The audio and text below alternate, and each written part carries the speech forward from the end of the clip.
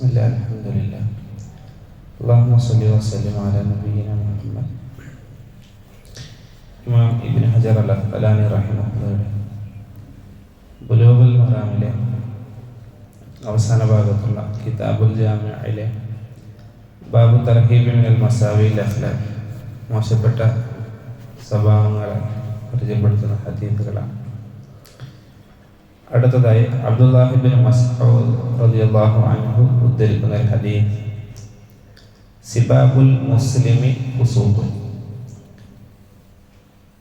ഒരു മുസ്ലിമിനെ ചീത്ത വിളിക്കുക എന്നുള്ളത് മോശപ്പെട്ട പ്രവർത്തനത്തിൽ പെട്ടതാണ്. ഇത് തെമ്മാടിത്തരമാണ്. വഖിതാലുഹു കുഫ്ർ, അങ്ങനെയുള്ളൊരു മനുഷ്യനെ, മുസ്ലിമായ തൻ്റെ സഹോദരനെ വധിക്കുക എന്നുള്ളത് അത് കുഫ്റാണ്, നിഷേധത്തിൽപ്പെട്ടതാണ് എന്ന് പ്രവാചകൻ സല്ലല്ലാഹു അലൈഹി വസല്ലമ പറഞ്ഞതായി കാണാൻ സാധിക്കും. ഇവിടെ ഒന്നാമതായി പറയപ്പെട്ടിട്ടുള്ളത് അഭിമാനം ക്ഷതപ്പെടുത്തുന്നതിൻ്റെ ഭാഗമായാണ് തൻ്റെ മുസ്ലിമായ സഹോദരനെ ചീത്ത വിളിക്കുക എന്നുള്ളത് അത് നിരോധിച്ചിട്ടുള്ളത്. ഒരു മുസ്ലിമിന് തൻ്റെ മുസ്ലിമായ സഹോദരനോടുള്ള ബാധ്യതയിൽപ്പെട്ട കാര്യങ്ങളാണ് അദ്ദേഹത്തിൻ്റെ അഭിമാനം സംരക്ഷിക്കുക എന്നുള്ളത്. പ്രവാചകൻ സല്ലല്ലാഹു അലൈഹി വസല്ലമ തൻ്റെ അവസാന കാലഘട്ടത്തിൽ അറഫ പ്രസംഗത്തിലെല്ലാം സൂചിപ്പിച്ച കാര്യമാണ്, ഇന്ന ദിമാഅക്കും വ അംവാലക്കും വ അഅറാദക്കും ഹറാം, നിങ്ങളുടെ സഹോദരൻ്റെ രക്തം, അഭിമാനം, സമ്പത്ത് ഇതെല്ലാം അത് പവിത്രമാണ്. ഹറാമുൻ അലൈക്കും കഹുർമതി യൗമിക്കും ഹാദാ, ഈ അറഫ ദിവസത്തിൻ്റെ പവിത്രത പോലെ അതിനെല്ലാം നിങ്ങൾ പവിത്രത കാണണേ എന്ന് പ്രവാചകൻ സല്ലല്ലാഹു അലൈഹി വസല്ലം പ്രത്യേകം പറഞ്ഞതാണ്. ഒരു മനുഷ്യനെ ചീത്ത പറയുമ്പോൾ അയാൾക്ക് അവിടെ നഷ്ടപ്പെടുന്നത് അയാളുടെ അഭിമാനമാണ്. പ്രത്യേകിച്ച് ഇന്ന് പല ആളുകളുടെ കൂട്ടത്തിൽ പരസ്യമായിക്കൊണ്ടാണ് പലപ്പോഴും ആളുകളെ ചീത്ത പറയാറുള്ളത്. യഥാർത്ഥത്തിൽ അത് പാടില്ല. അയാളുടെ അഭിമാനം അവിടെ ക്ഷതപ്പെടുത്തിയാൽ പ്രവാചകൻ സല്ലല്ലാഹു അലൈഹി വസല്ലം പറഞ്ഞിട്ടുള്ള ഈ ഒരു വാക്കിന് എതിരായിക്കൊണ്ടാണ് നമ്മൾ പ്രവർത്തിക്കുന്നത് എന്ന് നമ്മൾ മനസ്സിലാക്കണം. ഇനി മാത്രമല്ല, പല ആളുകളും ഇന്ന് ഇങ്ങനെ ചീത്ത പറയുന്നില്ല എങ്കിലും മറ്റു ചില ആളുകൾ ചീത്ത പറയുന്നത് ആരെയാണ്? പണ്ഡിതന്മാരെയാണ്. എന്തെങ്കിലും ദീനിയായ ചില തർക്കങ്ങൾ നടക്കുമ്പോൾ നിങ്ങളുടെ മദ്ഹബ് അതല്ലേ, നിങ്ങളുടെ പണ്ഡിതനത് ആരാണ്? ശൈഖുൽ ഇസ്ലാം മുഹമ്മദ് ബിൻ അബ്ദുൽ വഹാബ് റഹിമഹുല്ലാഹ് അല്ലേ എന്നെല്ലാം പറഞ്ഞ് അവരെയെല്ലാം ജീവിതകാലം മുഴുവൻ ദീനിന് വേണ്ടി ഒഴിച്ചു വെച്ച ആ മഹാന്മാരെ കുറിച്ചെല്ലാം വളരെ മോശമായി കൊണ്ട് പറയുന്നതായിട്ട് കാണാൻ സാധിക്കും. എന്താണ് നിങ്ങളുടെ പണ്ഡിതൻ? ഇങ്ങനെയൊക്കെയല്ലേ ചീത്തയാണ് പറയുന്നത്. ആരാണത്? ദീനിന് വേണ്ടി അത്രയും വലിയ ത്യാഗം സഹിച്ചിട്ടുള്ള വലിയ പണ്ഡിതന്മാർ, ആ മുസ്ലിം സഹോദരന്മാരായ ആ വലിയ പണ്ഡിതന്മാരെ ചീത്ത പറയാൻ പറ്റും? പ്രവാചകൻ സല്ലല്ലാഹു അലൈഹി വസല്ലം പറഞ്ഞ ഹദീസ് കാണാം, ലാ തസുബ്ബു ദീക, നിങ്ങൾ കോഴികളെ ചീത്ത പറയരുത് എന്നാണ്. എന്താണ് അതിന് കാരണം? പ്രവാചകൻ പറയുന്നതായി കാണാം, ഫഇന്നഹു യദ്ഉ ഇല സ്വലാത്ത്, അത് നമസ്കാരത്തിന് വേണ്ടി നിങ്ങളെ വിളിച്ചുണർത്തുന്നതാണ്. ചിലങ്ങൾ രാവിലെ പോകുന്നത് കേട്ടാൽ പ്രയാസാണ്, എൻ്റെ ഉറക്കം നശിപ്പിച്ചു എന്ന് പറഞ്ഞതുകൊണ്ട് റസൂലുള്ളാഹി പറയാണ്, അങ്ങനെ പറയരുത്. കാരണം അത് നമസ്കാരത്തിന് വേണ്ടിയാണ് നിങ്ങളെ എണീപ്പിക്കുന്നത്.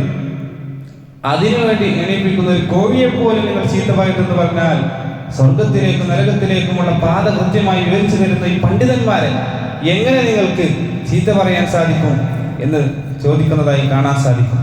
അതുകൊണ്ട് നമ്മൾ ഒരിക്കലും അത്തരത്തിലുള്ള നമ്മുടെ മുസ്ലിം സഹോദരന്മാരെ, അവരെ പണ്ഡിതന്മാരെയും ചീത്ത പറയുക എന്നുള്ളത് നമുക്ക് യോജിച്ച കാര്യമല്ല. അതുപോലെ തന്നെയാണ് പല ആളുകളും ഇന്ന് മുസ്ലിം ഭരണാധികാരികളെ അവരെ ചീത്ത പറയുന്നൊരവസ്ഥ കാണാൻ സാധിക്കും. എന്താണ് ഇന്ന് സൗദി അറേബ്യയിൽ നടക്കുന്നത്? അവിടുത്തെ മദ്യം കൊണ്ടുവന്നിരിക്കുന്നു, അവിടുത്തെ തിയേറ്ററുകൾ കൊണ്ടുവന്നിരിക്കുന്നു എന്നെല്ലാം പറഞ്ഞുകൊണ്ട് പല ആളുകളും മോശമായി കൊണ്ട് ആ അറിവ് കൃത്യമായിട്ടുള്ള അറിവാണോ എന്നുപോലും പരിശോധിക്കാതെ അവിടെയുള്ള ഭരണാധികാരികളെ ചീത്ത വിളിക്കുന്നൊരവസ്ഥ.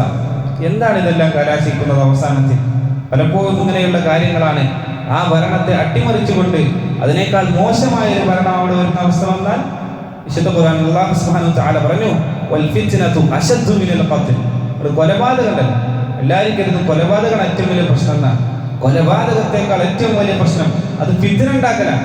ആളുകൾക്കിടയിൽ ഇങ്ങനെയുള്ള എല്ലാ ശുബ്ഹാത്തുകളും ഷഹവാത്തുകളെല്ലാം വിട്ടുകൊടുത്തിട്ട് അവിടെ ഫിത്നകൾ ഉണ്ടാക്കിയ ആ ഫിത്നകൾ ഒരു കൊലപാതകമല്ല ഉണ്ടാക്കുക, നിരവധി കൊലപാതകങ്ങൾ അവിടെ ഉണ്ടാകാൻ കാരണമാകും. അതുകൊണ്ട് ഇത്തരത്തിലുള്ള ചീത്തവിളികളും മോശപ്പെട്ട കാര്യങ്ങളൊക്കെ അങ്ങനെ ഉണ്ടാവുക എന്നുള്ളത് നമ്മിൽ ഉണ്ടാകാൻ പാടില്ല എന്ന് പണ്ഡിതന്മാർ പ്രത്യേകം ഉണർത്തിയതായി കാണാൻ സാധിക്കും. ഇനി സഹോദരങ്ങളെ, ഏതൊരാളാണെങ്കിലും എന്തെങ്കിലുമൊക്കെ അടുത്ത് തർക്കങ്ങൾ ഉണ്ടാകും, എന്തെങ്കിലുമൊക്കെ പ്രശ്നങ്ങൾ ഉണ്ടാകും. അങ്ങനെയാണെങ്കിൽ രണ്ടാളുകൾ തമ്മിൽ ചീത്ത വിളിക്കപ്പെട്ടാൽ, അതും പ്രവാചകൻ സല്ലല്ലാഹു അലൈഹി വസല്ലം പറഞ്ഞു, അൽ മുതസബ്ബാൻ മാ ഖാല ഫഅലൽ ബാദിയ, രണ്ടാളുകൾ അവർ തർക്കത്തിൽ ഏർപ്പെട്ടാൽ ആ രണ്ടാളുകളും ആ കുറ്റത്തിന് അതിന് ഉത്തരവാദികളാണ് എന്നാണ്. മാ ലം യഅ്തദിൽ മദ്ലൂം, എന്നാൽ അതിൽ ഇളവുണ്ട് ചില ആളുകൾ. അതാരാണ്? അയാൾ ആക്രമിക്കപ്പെട്ടിട്ടുണ്ട്. ഈ രണ്ടാളുകളിൽ ഒരാൾ ആക്രമിക്കപ്പെട്ടിട്ടുണ്ട് എങ്കിൽ അയാളെ സംബന്ധിച്ചിടത്തോളം കുറ്റമില്ല എന്നാണ്. അങ്ങനെയാണെങ്കിൽ ആദ്യം ആണോ ആ കുറ്റം, ആ ഒരു ചീത്തവിളി തുടങ്ങി വെച്ചത്, അയാൾക്കായിരിക്കും കുറ്റം കിട്ടുക എന്ന് പ്രവാചകൻ സല്ലല്ലാഹു അലൈഹി വസല്ലമയുടെ ഹദീസ് വെച്ചുകൊണ്ട് പണ്ഡിതന്മാർ പറയുന്നതായിട്ട് കാണാൻ സാധിക്കും. ഇനി മാത്രമല്ല, ചില ആളുകളുടെ സംസാരമൊക്കെ വളരെ മോശമായിക്കൊണ്ടാണ് ഇത്തരത്തിലുള്ള ചീത്തവിളിയുടെ ചില അഭിസംബോധന വെച്ചുകൊണ്ടാണ് ചില ആളുകൾ മറ്റുള്ള ആളുകൾ വിളിക്കാറുള്ളത്. ചില ജീവികളുടെ പേരെല്ലാം വിളിച്ചുകൊണ്ട് ചില ആളുകളെ അഭിസംബോധന ചെയ്യുന്നു. എടാ ഇന്ന ആളുകൾ ഇന്ന ജീവികളുടെ പേര് വെച്ചുകൊണ്ട് പറയുന്നു.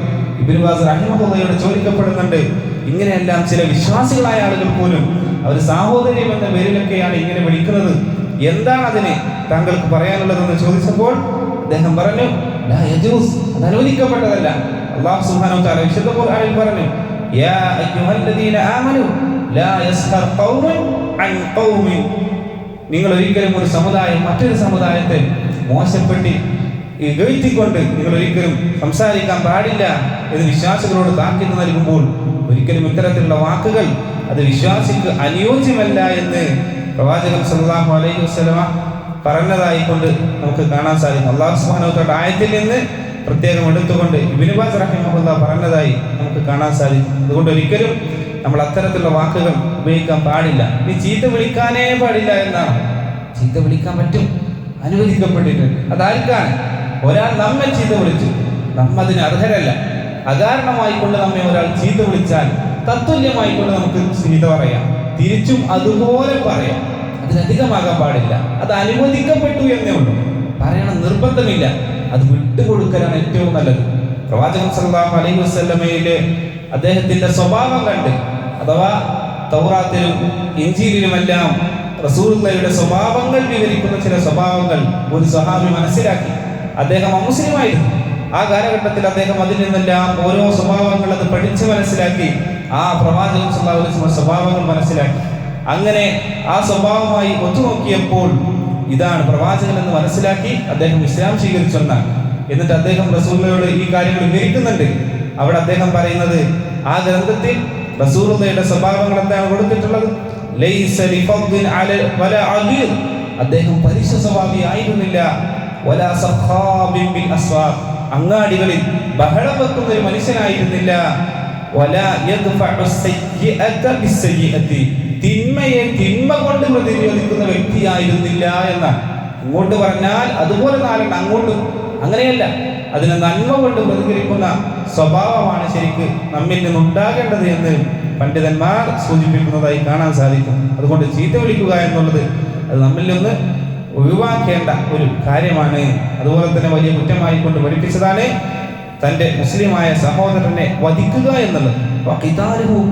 എന്നാ പറഞ്ഞത്, അയാളെ വധിക്കുക എന്നുള്ളത് കുഫറിൽ പെട്ടതാണെന്നാണ്. കുഫർ എന്ന് പറഞ്ഞാൽ ഇസ്ലാമിൽ നിന്ന് പുറത്തു പോകുന്നതാണ്. പക്ഷേ ഇവിടെ അർത്ഥം അത് ഇസ്ലാമിൽ നിന്ന് പുറത്തു പോകുന്നില്ല. അയാളെ വധിച്ചു എന്ന് കരുതി അയാൾ ഇസ്ലാമിൽ നിന്ന് പുറത്തു പോകുന്നില്ല. അത് വൻപാപമാണ്. ആ വൻപാപത്തിൽപ്പെട്ടതാണ്. ഗൗരവം സൂചിപ്പിക്കാനാണ് അത് കുഫർ എന്ന് പറഞ്ഞിട്ടുള്ളത്. അല്ലാഹു സുബ്ഹാനഹു വ തആല പറഞ്ഞു, പ്രവാചകൻ സല്ലല്ലാഹു അലൈഹി വസല്ലം പറഞ്ഞു, വല്ലാഹി ലഇൻ ഖുതിൽത റജുലൻ വാഹിദൻ, ഒരു മനുഷ്യനെ കൊല്ലുക എന്നുള്ളത് ലഅന്നമാ ഖുതിൽത നാസ ജമീഅ, ജനങ്ങളെ മുഴുവൻ വധിക്കുന്നതിന് തുല്യമാണ് എന്നാണ്. അതുകൊണ്ട് നമ്മളൊരിക്കലും ഒരു മനുഷ്യനെ അകാരണമായിക്കൊണ്ടോ അറിഞ്ഞുകൊണ്ടോ ഒന്നും കൊല്ലാനുള്ള ഒരു സാഹചര്യം നമ്മളിൽ നിന്ന് ഉണ്ടാകാൻ പാടില്ല. കൃത്യമായി മനസ്സിലാക്കണം. ഒരാളെ കൊന്നാൽ അയാൾ ഇസ്ലാമിൽ നിന്ന് പുറത്തുപോയി എന്നുള്ളത് യഥാർത്ഥത്തിൽ അഹ്ലുസ് സുന്നയുടെ വാദമല്ല.